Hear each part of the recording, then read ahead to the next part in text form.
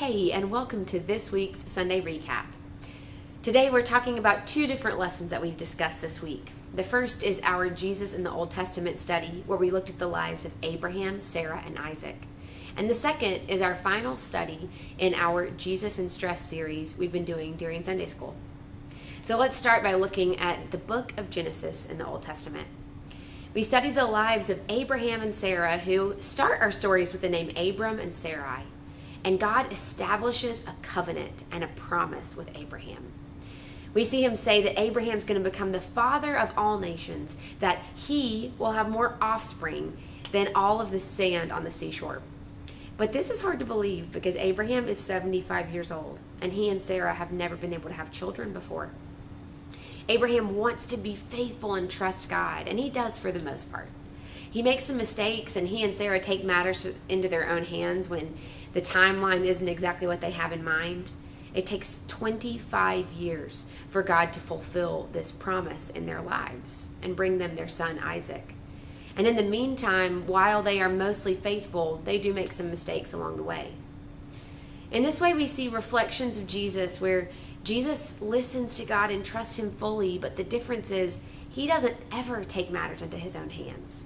He always submits to the will of God first. So we see foreshadowings of Christ in this story, but we also see where Jesus is the true and better version of Abraham. God establishes a covenant and a promise. He builds his family through the life of Abraham.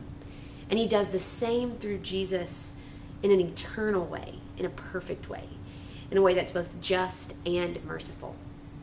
We also looked at the story where Abraham's son Isaac is a young man, and God tells him to sacrifice Isaac on the mountain.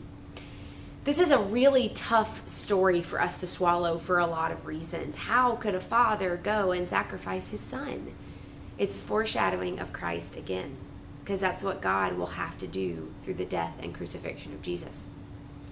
One thing that we believe probably is that Abraham truly thought that either an opportunity would be provided for him where he wouldn't have to sacrifice Isaac, or that if he did have to sacrifice him, that God would bring him back from the dead. This is an act of true faithfulness, even though it isn't what Isaac wants, even though it's not what Abraham wants.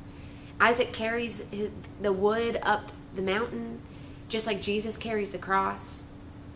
And the place they go, Mount Moriah, is also Mount Zion, which is the future home of Jerusalem. There's so much rich tapestry in this story that points to who Jesus is and how in the Old Testament there are shadows and patterns and promises that all point to the coming Christ. As we discuss this, we understand that the promise of Jesus is present in the Old Testament even when it's not explicitly clear. And all of those stories are like an arrow pointing to Jesus and the gospel. In our Sunday school lesson this week, we talked about Jesus in stress, and we talked specifically about the gift of the Holy Spirit, how that is the ultimate stress reliever. In the Gospel of John, chapter 14, Jesus is giving part of his farewell discourse. This is like his last hurrah of sermons in these chapters of John, chapters 13 through 20. And so we know that what Jesus is talking about he thinks is really important, and he wants his disciples and his followers to really hear him and listen. He starts chapter 14 by saying, "Let not your hearts be troubled. Believe in God. Believe also in me." And then later on in that chapter, he promises the gift of the Holy Spirit. And here's what he says: "If anyone loves me, he will keep my word. And my Father will love him, and we will come to him and make our home with him. Whoever does not love me does not keep my words. And the word that you hear is not mine, but the Father's who sent me. These things I have spoken to you while I am still here, but the Helper, the Holy Spirit, whom the Father will send in my name, he will teach you all things and bring to your remembrance all that I have said to you. Peace I leave with you. My peace I give to you. Not as the world gives, do I give you peace. Let not your hearts be troubled, neither let them be afraid." So we see this bookend of Jesus saying, don't be troubled. Trust in me. I am providing what you need.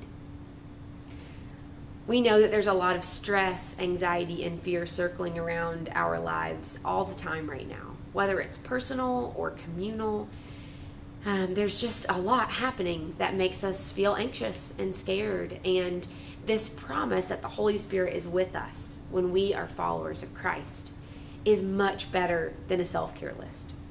It's better than a nice hot cup of tea and, I don't know, lighting a candle, like so many things say. Those are not bad, but they are not true peace the way Holy Spirit can give true peace.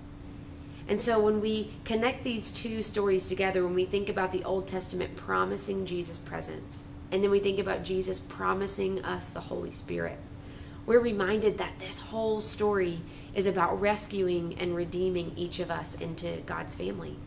That we're never alone, that we're never abandoned, that God is always with us. As we go out into the world this week, that's what I hope we can all remember. Whatever it is that we feel fearful or stressed about, the good things that we want to celebrate, whether we're feeling great in our relationships or isolated and lonely, the promise is that God is with us. Jesus is our kind companion, and the Holy Spirit, the helper, is sustaining us. I hope that this will be encouraging as we walk through this week, and that we will learn each and every week to take what we've learned and talked about here and to carry it in our hearts as we go out into the world. We'll be back together for NightLife next week, the first Sunday in October, and we can't wait to see you there.